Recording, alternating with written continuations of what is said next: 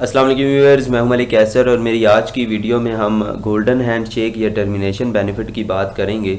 अगर आप साल के दौरान में आपको गोल्डन हैंडशेक या टर्मिनेशन बेनिफिट मिलता है तो उसका इनकम टैक्स रिटर्न में क्या ट्रीटमेंट होगा। ठीक है, उससे पहले हम देख लेते हैं कि गोल्डन हैंडशेक जो है वो किस सेक्शन में आता है। ठीक है, तो यहाँ पर हमारे पास सैलरी का हेड है। सैलरी के सब सेक्शन 2 में आप क्लॉज नंबर ई पर जाएं तो यहाँ पर आपके पास है कि amount of any profit in lieu of और इन एडिशन टू सैलरी और wages including any amount received. और ये यहाँ पर सब क्लॉज जो है वो 3 on termination of employment whether paid voluntarily और under an agreement including any compensation for redundancy और loss of employment and golden handshake payment. ठीक है, कि अब अगर किसी भी सूरत में अगर आप एम्प्लॉयमेंट के लॉस की सूरत में आपको टर्मिनेशन बेनिफिट मिलता है या आपको आपका एम्प्लॉयर जो है वो गोल्डन हैंडशेक अनाउंस करता है और आप उस गोल्डन हैंडशेक को लेके जॉब को जो है वो लेड ऑफ कर देते हैं, छोड़ देते हैं। ठीक है, गोल्डन हैंडशेक लेने के लिए तो उसका आपके जो है वो किस हेड में आएगा, आपके सैलरी के हेड में आएगा। ठीक है, नंबर 2, अब इसके ऊपर टैक्सेशन कैसे होगी इसका आप यहाँ पर जब सब सेक्शन 6 में आएंगे, सेक्शन नंबर 12 के सब सेक्शन 6 में जब आएंगे तो यहाँ पर an employee who has received an amount referred to in subsection 3 of clause E of subsection 2 in tax year may by notice in writing to the commissioner elect for amount to be taxed at the rate computed in accordance with the following formula, namely where is the total tax paid or payable by the employee on the employee's total income for the 3 preceding tax years and is the employee's total taxable income for the 3 preceding tax years. ठीक है, तो इस फार्मूले से वो अपनी जो है वो कैलकुलेशन करेंगे। लेकिन अगर वो ये सिलेक्ट करते हैं इस तरीके से, वो अगर अपनी कंप्यूटेशन करना चाहते हैं तो पहले उनको कमिश्नर की अप्रूवल चाहिए होगी। कमिश्नर की अप्रूवल के लिए उनको पहले एक रिटन एप्लीकेशन जो है वो कमिश्नर को देनी पड़ेगी कि हमें गोल्डन हैंडशेक मिला है, तो हम जो है उसकी टैक्सेशन जो है वो इस सेक्शन के तहत जो है वो एवरेज रेट पर करना चाहते हैं। ठीक है, उसकी एप्लीकेशन कैसे सबमिट होगी पहले मैं आपको ये बता देता हूँ और फिर इस फार्मूले पे कैलकुलेशन कैसे होगी फिर मैं उसका आपको बता देता हूँ। ठीक है, पहले आप क्या करेंगे अपने यहाँ पर पहले मैं आपको ये बता दूं कि पहले आप टैक्स कैलकुलेशन कीजिएगा, लेकिन यहाँ पर मैं आपको एप्लीकेशन का फॉर्मेट वगैरह पहले दिखा दूंगा क्योंकि वीडियो मैं तरतीब से लेके चलना चाहता हूँ। लेकिन आपने कैलकुलेशन जो है वो पहले कर लेनी है, फिर उसकी बेस पे आपने डिसाइड करना है कि आप कौन से रिजीम में जाएंगे, नॉर्मल रिजीम में जाएंगे या फाइनल रिजीम में जाएंगे। ठीक है, तो आपने पहले टैक्स कैलकुलेशन करके फिर एप्लीकेशन देनी है कमिश्नर को कि to the commissioner inland revenue, आपका जो भी आरटीओ होगा आप उसको आरटीओ को यहाँ पे मेंशन करेंगे। ठीक है, फिर उसका आरटीओ का एड्रेस यहाँ पे मेंशन करेंगे। ठीक है, फिर सब्जेक्ट में आप लिखेंगे selection of tax at average rate for golden handshake termination benefit under section 12 और सब सेक्शन 6। ठीक है, सेक्शन का रेफरेंस दे देंगे कि इस सेक्शन के रेफरेंस के तहत हम जो है वो एवरेज रेट को सिलेक्ट करना चाहते हैं। ठीक है, तो फिर रिस्पेक्टेड सर ये एप्लीकेशन आप वर्डिंग पढ़ सकते हैं, मैं ज़्यादा टाइम वेस्ट नहीं करूँगा इस पर। आप ये वर्डिंग बल्कि ये वर्ड की फ़ाइल का लिंक जो है मैं आपको डिस्क्रिप्शन में दे दूँगा, आप इसको डाउनलोड कर सकते हैं और अपनी एप्लीकेशन जो है अपने हिसाब से इसको अमेंडमेंट कर सकते हैं। मैं ज़्यादा इस पर टाइम वेस्ट नहीं करूँगा। ये एप्लीकेशन आपने लेके जानी है रिटर्न कमिश्नर के पास। इसके साथ आप अपना गोल्डन हैंडशेक का जो भी डॉक्यूमेंट होगा या टर्मिनेशन बेनिफिट का जो भी डॉक्यूमेंट होगा जो आपके एम्प्लॉयर की तरफ से आपको मिलेगा वो आपने साथ इसके अटैच करके और ये एप्लीकेशन आप कमिश्नर के पास ले जाएंगे। कमिश्नर फिर इस एप्लीकेशन को वेरीफाई करेगा और उसको आपकी इस एप्लीकेशन की आपको अप्रूवल दे देगा। ठीक है, अगर वो अप्रूवल नहीं देता तो फिर आप ऑटोमेटिकली नॉर्मल टैक्स रिजीम में ही जाकर अपनी इनकम टैक्स रिटर्न फाइल करेंगे। इसका ट्रीटमेंट जो है वो नॉर्मल टैक्स रिजीम में ले जाएंगे, लेकिन आपने ज़्यादा ज़ोर लगाना है कि वो इस पर एग्री हो जाए और आपको अप्रूवल दे दे। ठीक है, अब यहाँ पे जब आप कमिश्नर से अप्रूवल ले लेंगे, अप्रूवल आपको मिल जाएगा, फिर आप क्या करेंगे। अब हम आते हैं इसकी कैलकुलेशन में, आपको समझा देता हूँ कि आपने कैलकुलेशन कैसे करनी है। ये एक्सेल फाइल है, कैलकुलेशन में आपको समझा दूंगा और एक्सेल फाइल का लिंक जो है वो डिस्क्रिप्शन में आपको मिल जाएगा।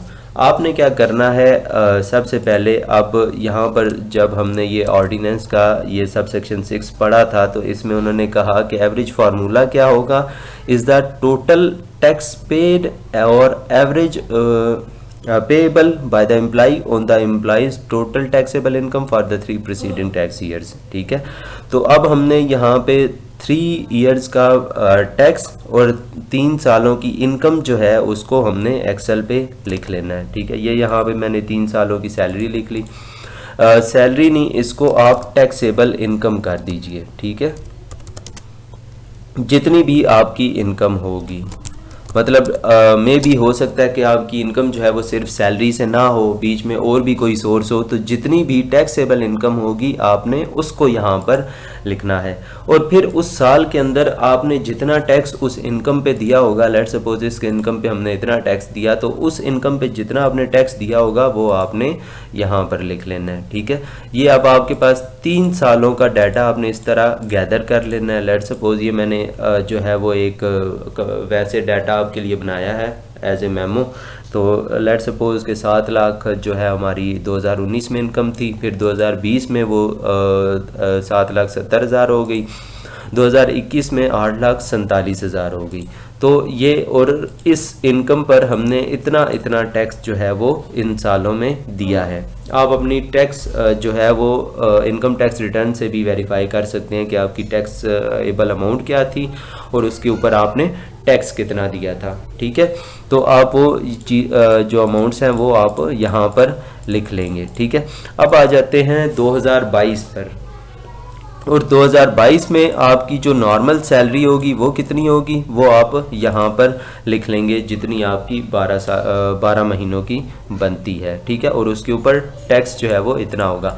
लेकिन अगर आप बीच में टर्मिनेशन बेनिफिट ले लेते हैं तो डेफिनेटली ये सैलरी आपकी पूरे साल की नहीं होगी, ये फिर चंद माह की होगी। हो सकता है 6 महीने की, हो सकता है 2 महीने की, हो सकता है पूरे 12 महीने आपने काम किया हो सकता है 10 महीने काम किया हो। तो जितने महीनों की आपने सैलरी उस साल में ली होगी, सैलरी आप यहाँ पर एंटर कर देंगे। ठीक है, और फिर उसके ऊपर आपका जितना टैक्स बनता होगा आपने वैसे यहाँ पर उसको कैलकुलेट कर लेना है। ठीक है, अब हम आते हैं कि एवरेज टैक्स रेट आपने अब निकालना कैसे है। अब फार्मूला क्या है जी, टैक्स ए जो है ए डिवाइडेड बाय B%। ठीक है, अब ए क्या है हमारे पास, is the total tax paid और पेएबल बाय द एम्प्लॉय। ठीक है, टैक्स को आपने ऊपर रखना है। ठीक है, और डिवाइडेड बाय किससे करना है, टैक्सेबल इनकम से। बी क्या है हमारे पास, टैक्सेबल इनकम। तो ए को ये अब हमने जो रेट निकाला है उसको क्या किया है हमने, ये हमने परसेंटेज भी साथ ऐड कर दिया है। तो हमने टैक्स को इस पे डिवाइड किया। ये फार्मूला देखें, C4 जो है ये मतलब टैक्स जो है इसको हमने C3 पर डिवाइड कर दिया। तो ये हमारे पास इसका जो टैक्स रेट है वो निकल आया है।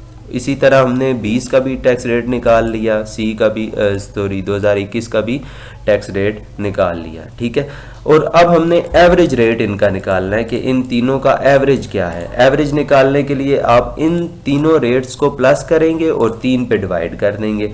ये तीनों रेट्स को मैंने प्लस किया और इनको 3 पे डिवाइड कर दिया, तो मेरे पास क्या निकला, एवरेज रेट निकल आया। ठीक है, अब एवरेज रेट निकलने के बाद आपने क्या करना है, अब 2022 में आपने पहले सैलरी की और गोल्डन हैंडशेक की कैलकुलेशन कर लेनी है, ठीक है। अब यहाँ पे आप देखें कि 2022 में अगर आप गोल्डन हैंडशेक ले लेते हैं, ठीक है, ये आपके पास कितना आ गया जी, गोल्डन हैंडशेक की अगर आप अलग से कैलकुलेशन करते हैं तो आपके पास ये एवरेज रेट पे आप इसको मल्टीप्लाई कर दें, ठीक है। इस अमाउंट को इस एवरेज रेट पे आपने मल्टीप्लाई किया तो आपकी लायबिलिटी बन गई 9016 रुपये, ठीक है। ये अगर आप जो है एवरेज रेट को सिलेक्ट करते हैं तब आपका ये टैक्स बनेगा। लेकिन दूसरे एंड पे हम क्या करते हैं, इसको नॉर्मल टैक्स पे भी इसकी कैलकुलेशन करके देख लेते हैं, ठीक है। नॉर्मल टैक्स पे रिजीम में जब हम इसकी कैलकुलेशन करते हैं तो ये सैलरी प्लस गोल्डन हैंडशेक ये हमारे पास टोटल अमाउंट आ गई, और इसके ऊपर हम अब स्लैब्स रेट्स के मुताबिक जो है वो टैक्स कैलकुलेट करेंगे। स्लैब्स रेट्स भी मैं आपको दिखा देता हूँ, यहाँ पर मेरे पास पड़े होंगे, 1 मिनट होल्ड कीजिएगा ज़रा। ये स्लैब्स आ गए मेरे पास। ये जो टैक्स इनकम निकाली है मैंने, ये इन स्लैब रेट से ही निकाली है, ठीक है। 2019, 2020 और 2021 के ये स्लैब्स रेट्स हैं, ठीक है, जो सैलरी के हैं। ये मैं आपको ये इसका लिंक भी आपको डिस्क्रिप्शन में दे दूंगा। तो ये ईयर वाइज मैंने यहाँ पर इनको जो है वो किया हुआ है। 2020 के हो गए। अब हमारे पास इनकम कितनी है, 19,31,700, ठीक है। 19,31,700 पे अगर हम टैक्स की कैलकुलेशन करें तो हम आ जाते हैं कौन से स्लैब में, 18 से 25 वाले स्लैब में आ जाते हैं, ठीक है। यहाँ पे 90,000 जो है वो फिक्स इनकम है, ठीक है। ये 90,000 जो है वो फिक्स है, फिक्स टैक्स है। और इसके ऊपर H13 मतलब 19,31,000 माइनस 18 लाख, इसका डिफरेंस और इसके डिफरेंस का 15%, ठीक है। तो ये बन जाता है आपका 1,09,755 रुपये। ये आपका टैक्स बन जाएगा। अब इस टैक्स को आप जब इसके साथ कंपैरिजन करेंगे एवरेज टैक्स रेट के साथ, एवरेज टैक्स रेट आपका कितना बनेगा, सैलरी पे जो टैक्स बना वो इतना बना, ठीक है। और इसको आप एवरेज टैक्स रेट पे जो आपने कैलकुलेशन की है वो ये आ गई आपकी। इन दोनों को जब आपने ऐड कर लिया तो ये अमाउंट आपके पास आ गई। लेकिन नॉर्मल टैक्स पे आपने जो कैलकुलेशन की उस पे आपका ये टैक्स निकला। तो इस नॉर्मल टैक्स और इस एवरेज टैक्स का आप अगर डिफरेंस लें तो आपके पास डिफरेंट ह्यूज अमाउंट एक आपकी डिफरेंस में आ जाती है, ठीक है। तो अगर आपका ये बहुत ज़्यादा डिफरेंस बनता है या आपका जो है वो एवरेज टैक्स रेट जो है वो नॉर्मल टैक्स रेट से कम बन रहा होता है तो आप डेफिनेटली एवरेज टैक्स रेट पर जाएंगे और एवरेज टैक्स रेट पर अपनी टैक्स कैलकुलेशन करेंगे। इसी तरह हम दूसरी एक और एग्जांपल देख लेते हैं जहां मैंने स्लैब्स थोड़े से चेंज कर दिए हैं। ये अब यहाँ पे स्लैब्स रेट मैंने एक स्लैब जो है वो आगे ले गया हूँ इसको। अब यहाँ पे फिर इसी तरह मैंने कैलकुलेशन की, ये सारी कैलकुलेशंस जो हैं वो मैंने यहाँ से की हैं, इन स्लैब्स रेट्स के मुताबिक की हैं, ठीक है। तो यहाँ से मैंने इनके एवरेज इसी तरह निकाल लिए जैसे हमने पहले फार्मूला लगाया, और फिर इन तीनों का मैंने एवरेज ले लिया। एवरेज लेने के बाद मैंने 2022 की जो सैलरी की इनकम थी उसके ऊपर ये टैक्स कैलकुलेट कर लिया, और गोल्डन हैंडशेक के ऊपर एवरेज रेट जो मैंने अप्लाई किया वो मेरा ये हो गया। अब मैंने इसके बाद फिर अगर एक और देख लिया कि अगर हम गोल्डन हैंडशेक को भी नॉर्मल टैक्स रिजीम पर लेकर जाएं तो उसके ऊपर टैक्स की कैलकुलेशन क्या होगी। तो इसको और इसको हमने गोल्डन हैंडशेक और सैलरी दोनों को ऐड कर दिया, और इसके ऊपर जब टैक्स कैलकुलेट किया स्लैब रेट के मुताबिक 2022 के स्लैब रेट के मुताबिक तो ये बन गया 2,35,303 रुपये। और अगर हम एवरेज टैक्स रिजीम पर जाएं तो ये 1,10,000 बनता है। 83,000 ये और 27,000 ये ऐड करके ये 1,10,000 बनता है, ठीक है। तो डिफरेंस कितना आ गया, 1,24,000। तो डेफिनेटली जब आप एवरेज रेट पर जाएंगे तो आपका टैक्स जो है वो कम बनेगा। तो आपने क्या करना है, पहले अपनी कैलकुलेशन कर लेनी है, और अगर आपको बहुत ज़्यादा टैक्स जो है वो कम पड़ रहा है एवरेज रेट पर तो डेफिनेटली फिर आप एप्लीकेशन लिखे होंगे कमिश्नर को कि मैं एवरेज रेट पर जो है वो सिलेक्शन अपनी टैक्स की करना चाहता हूँ, फिर आपने उससे अप्रूवल लेकर आनी है, ठीक है। दोबारा बता देता हूँ, एप्लीकेशन के साथ आप अपना टर्मिनेशन बेनिफिट का डॉक्यूमेंट जो एम्प्लॉयर आपको देगा या गोल्डन हैंडशेक का कोई भी डॉक्यूमेंट आपको जो एम्प्लॉयर देगा वो साथ आपने लेकर जाना है, ताकि वो उसको रिव्यू कर सके, देख सके कि आपको कितना गोल्डन हैंडशेक या कितना टर्मिनेशन बेनिफिट मिला है। ठीक है, अब आ जाते हैं हम इसका जो है वो ट्रीटमेंट इनकम टैक्स रिटर्न में क्या होगा। ठीक है, इनकम टैक्स रिटर्न में आप इसको कैसे ट्रीटमेंट करेंगे। आईआरएस पर आ जाना है, आईआरएस पर लॉगिन कर लेते हैं। लॉगिन करने के बाद आपने क्या करना है, इनकम टैक्स रिटर्न को ओपन कर लेना है, पीरियड 2022। ठीक है, पीरियड आप सिलेक्ट कर लेंगे। पीरियड सिलेक्ट करने के बाद आप यहाँ सैलरी में जो है वो अपनी सैलरी इंटर करेंगे। ये 2022 की मेरी सैलरी हो गई। ठीक है, कैलकुलेट कर देंगे। ठीक है, अब आप यहाँ पर आके अपना जो है वो गोल्डन हैंडशेक कंट्रोल सी करके यहाँ पर इसको पेस्ट करेंगे और इसको सेकंड कॉलम में भी पेस्ट कर देंगे, क्योंकि आप इसको फाइनल टैक्स रिजीम में लेकर जा रहे हैं। ठीक है, अब आपने दूसरा स्टेप क्या करना है कि सैलरी के ऊपर जो टैक्स आपका कटा होगा वो आपने यहाँ पर अपना टैक्स चार्जेबल में आके एडजस्टेबल टैक्स में आके यहाँ पर इंटर कर देंगे, जिससे आपका सैलरी का जो टैक्स बन रहा है वो ख़त्म हो जाएगा। ठीक है, कंप्यूटेशन में ये सैलरी का आपका टैक्स बन रहा है, ये एडजस्ट हो गया और ये ख़त्म हो गया, क्योंकि ये आपका एम्प्लॉयर आपका डिडक्ट ऑलरेडी कर लेगा। फाइनल टैक्स में जब आप जाएंगे तो यहाँ पर आपने क्या करना है, टर्मिनेशन बेनिफिट आपने यहाँ पर ढूंढना है। ये आपका आ गया average rate of tax for calculation of salary arrears, नहीं सॉरी, ये employment termination benefit under section 12(6) chargeable to tax at average rate. ठीक है, ये आपके पास आ गया। यहाँ पर अब आपने क्या लिखना है, गोल्डन हैंडशेक जो आपको मिला है। ठीक है, और रेट जो आपने एवरेज रेट जो कैलकुलेट किया है वो आपने कंट्रोल सी करके आपने यहाँ पर पेस्ट कर देना है। ठीक है, आप यहाँ से परसेंटेज को हटा देंगे। ठीक है, और इसको ऊपर जाकर आप कैलकुलेट कर लेंगे। कैलकुलेट किया तो आप सिस्टम ने आपका टैक्स जो है वो 27,900 रुपये यहाँ पर बना दिया। ठीक है, अब अगर आपके एम्प्लॉयर ने कोई टर्मिनेशन बेनिफिट के ऊपर भी आपका टैक्स डिडक्ट किया है, ठीक है, तो आप उसको यहाँ पर इंटर कर सकते हैं कि एम्प्लॉयर ने इस पर आपका जितना भी टैक्स पे किया, मे बी आपने ये कैलकुलेशन जो है at the time of termination ही कर ली हो। ठीक है, ज़्यादातर एम्प्लॉयर जो हैं वो eight the time of termination जो है इसकी कैलकुलेशन करवा लेते हैं। तो अगर आपने पहले ही कैलकुलेशन कर ली है तो आप इसको यहाँ पर लाजमी, आपके एम्प्लॉयर ने टैक्स डिडक्ट किया होगा तो आप उसको यहाँ पर एंटर कर देंगे अगर टैक्स डिडक्ट होता है तो। अगर नहीं होता तो आप इसको यहाँ पर एंटर नहीं करेंगे और फिर कैलकुलेट कर लेंगे। ठीक है, तो ये आपका टैक्स जो है वो ज़ीरो हो जाएगा। अगर एम्प्लॉयर ने टैक्स डिडक्ट किया है तो आपने लिखना है, अगर नहीं किया तो आपने नहीं लिखना। ठीक है, और मे भी ऐसा भी हो सकता है कि वो अंडर सेक्शन 149 आपका टैक्स जो है वो इस टैक्स को उसमें ऐड कर दे। तो उस मतलब यहाँ पे 83,000 अगर आपका एडजस्टेबल टैक्स में उसने डिडक्ट किया है तो मे भी उसने 27 यहाँ पर ऐड किया हो। ठीक है, तो ये भी पॉसिबिलिटी है।